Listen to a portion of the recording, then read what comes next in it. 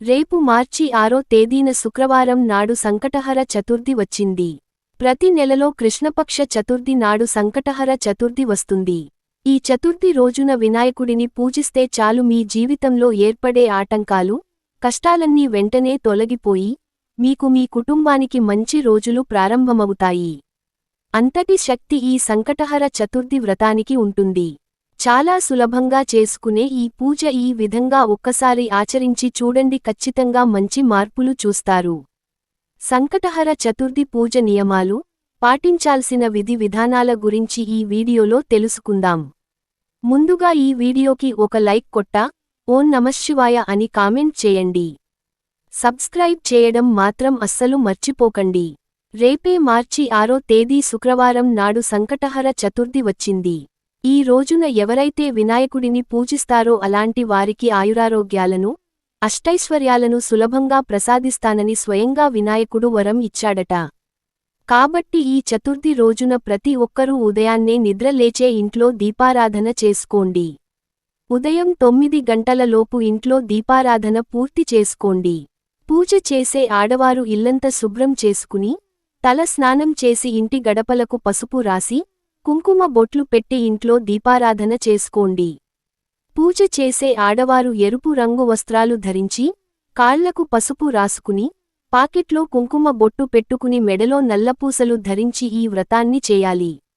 ఈ సంకటహర చతుర్థి వ్రతం కోసం ముందుగానే పూజా సామాగ్రిని సిద్ధం చేసుకోండి. ఎర్రటి మందార పుష్పాలు లేదా ఎర్రటి గులాబీ పూలు, గరికపోచలు, అక్షంతలు, కొబ్బరికాయ, అరటి పండ్లు లేదా నిమ్మకాయ పండ్లు, 2 ఖర్జూరాలు, 2 ఒక్కలు తమలపాకులు, ముడుపు కట్టడానికి ఒక ఎర్రటి కాటన్ వస్త్రం, వినాయకుని చిత్రపటం లేదా వినాయకుని విగ్రహం. ఈ పూజ సామాగ్రిని మొత్తం ముందుగానే సిద్ధం చేసుకుని పెట్టుకోండి. పూజ గదిలో వినాయకుని చిత్రపటాన్ని కాని, వినాయకుని విగ్రహాన్ని కాని ప్రతిష్ఠించి గంధం రాసి, కుంకుమ బొట్లు పెట్టండి. ఎర్ర మందార పూలు మరియు గరిక అంటే గణపతికి చాలా ప్రీతికరమైనవి కాబట్టి ఎర్రమందారం పూలతో గణపతిని అందంగా అలంకరించుకోండి. మందార పూలు అందుబాటులో లేకపోతే గులాబీ పూలతో గణపతిని పూజించండి.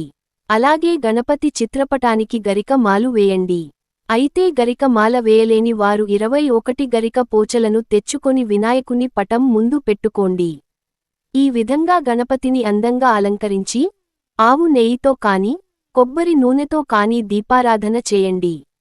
గణపతి ఫోటో ముందు 2 దీపాలు వెలిగించాలి. ఈ విధంగా గణపతిని పూజిస్తూ ఓం గం గణపతయే నమః అనే మంత్రాన్ని 21 సార్లు జపించండి. ఈరోజు ఈ మంత్రాన్ని చదివితే మీ పూజకు రెట్టింపు పొందే ఫలితం లభిస్తుంది. ఇక గణపతి పూజలో నైవేద్యంగా దానిమ్మ పండ్లు లేదా అరటి పండ్లను నివేదనగా సమర్పించండి. ఇందులో అతి ముఖ్యమైనది గణపతికి ముడుపు కట్టడం. ముడుపు ఎలా కట్టాలంటే, ఒక తెల్లటి కాటన్ వస్త్రాన్ని కాని, ఎరుపు రంగు కాటన్ వస్త్రాన్ని కాని తీసుకోండి. ఈ వస్త్రాన్ని గణపతి ముందు పరిచి, వస్త్రానికి 4 వైపులా పసుపు రాసి, నీ మనసులో ఉన్న కోరికలను మనసారా గణపతికి చెప్పుకుంటూ 3 గుప్పెళ్ల బియ్యాన్ని ఆ వస్త్రంలో పోయండి. ఆ తరువాత 2 ఎండు ఖర్జూరాలు, 2 వక్కలు, 11 రూపాయలు దక్షిణ పెట్టి మీ మనసులోని కోరికలను మరోసారి తలుచుకొని 3 ముడులు వేసి ముడుపు కట్టండి. ఈ ముడుపును గణపతి ముందు పెట్టి ధూపం సమర్పించి ఒక టెంకాయను పగలగొట్టండి. చివరగా గణపతికి హారతి సమర్పించి, చివరగా సంకటహర చతుర్థి వ్రత కథను చదివి, 3 ప్రదక్షిణాలు చేసి మీ పూజను ముగించుకోండి. ఈ విధంగా ఉదయాన్నే ఇంట్లో దీపారాధన చేసి మీ దగ్గరలో ఉన్న గణపతి దేవాలయానికి వెళ్లి గణపతి ఆలయంలో ప్రదక్షిణాలు చేయండి. గణపతి దేవాలయం అందుబాటులో లేనివారు ఇంట్లో ప్రదక్షిణలు చేసుకున్న సరిపోతుంది. ఈ వ్రతాన్ని చేసే ఆడవారు ఉదయం అంతా ఉపవాసం ఉండాలి. కటిక ఉపవాసం లేకుండా పాలు, పండ్లు మరియు సగ్గుబియ్యం స్వీకరించవచ్చు. ఇక సాయంత్రం సూర్యుడు అస్తమించిన తర్వాత స్త్రీలు మరలా తల స్నానం చేసి, పూజ గదిలో దీపం వెలిగించి, ఉదయం కట్టిన ముడుపును ఇప్పదీసి, ముడుపులో ఉన్న బియ్యంతో పొంగలి తయారు చేసి, ఆ పొంగలిని గణపతికి నైవేద్యంగా సమర్పించాలి. అలాగే ముడుపులో కట్టిన ఒక్కలు, ఖర్జూరాలు తీసి ప్రసాదంగా స్వీకరించండి. అలాగే ముడుపులో కట్టిన చిల్లర నాణాలను తీసి మీ బీరువాలో పెట్టుకోండి. లేదా గణపతి దేవాలయంలో వేయండి. ఈ విధంగా ఉదయం సాయంత్రం 2 పూటలా దీపారాధన చేసి ముడుపులో ఉన్న బియ్యంతో వినాయకుడికి నైవేద్యం తయారు చేయాలి. ఉదయం అంతా ఉపవాసం ఉన్న స్త్రీలు సాయంత్రం చంద్రుడిని చూసి మీ ఉపవాసాన్ని విరమించండి. సాయంత్రం పూజలు నివేదించిన నైవేద్యాన్ని మీ కుటుంబం అంతా తప్పనిసరిగా ప్రసాదంగా స్వీకరించాలి. ఈ విధంగా చాలా సులభంగా ఈ వ్రతాన్ని చేయండి. మీ మనసులో ఏది కోరుకున్నా ఖచ్చితంగా నెరవేరుతుంది. అయితే ఈ వ్రతాన్ని ఆచరించడం కష్టమని భావించేవారు ఒక పూట ఉపవాసం ఉండి సంకటనాశన గణేశ స్తోత్రం చదివి మీ దగ్గరలో ఉన్న గణపతి ఆలయాన్ని సందర్శించిన సరిపోతుంది. ఉపవాసం కూడా చేయలేని వారు కనీసం 4 సార్లు శ్రీ సంకటనాశన గణేశ స్తోత్రాన్ని పఠించండి. నిజానికి ఈ వ్రతం ఎంతో సులువుగా ఉన్నప్పటికీ ఈ వ్రతవిధిలో కొన్ని సందేహాలు రావడం సహజం. వినాయక చవితి నాడు తప్ప వినాయకుని పూజలో ఎప్పుడూ తులసి ఆకులు వాడరాదు.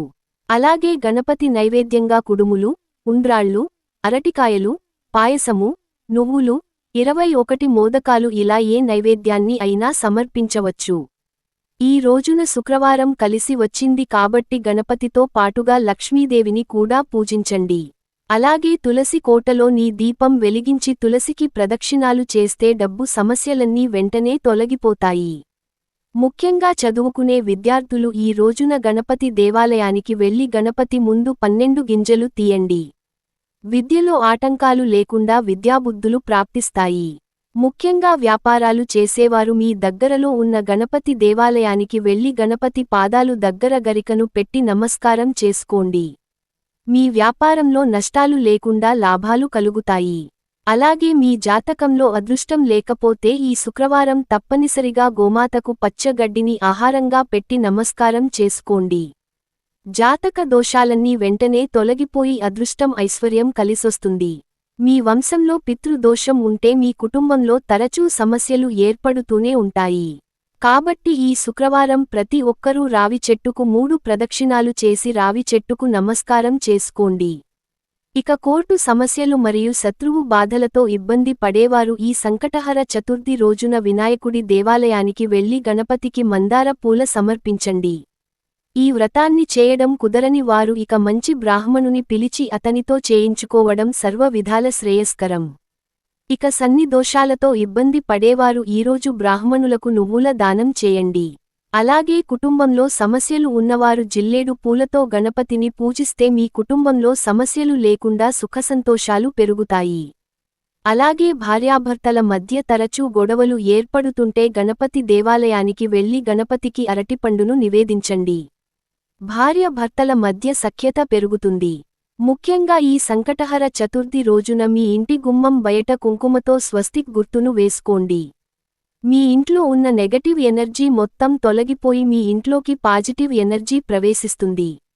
ఇక ఉద్యోగం కోసం ఎదురు చూసేవారు ఈ సంకటహర చతుర్థి రోజున చదువుకునే విద్యార్థులకు పుస్తకాలు మరియు పెన్నులను దానంగా ఇవ్వండి. మీరు కోరుకున్న ఉద్యోగం త్వరగా లభిస్తుంది.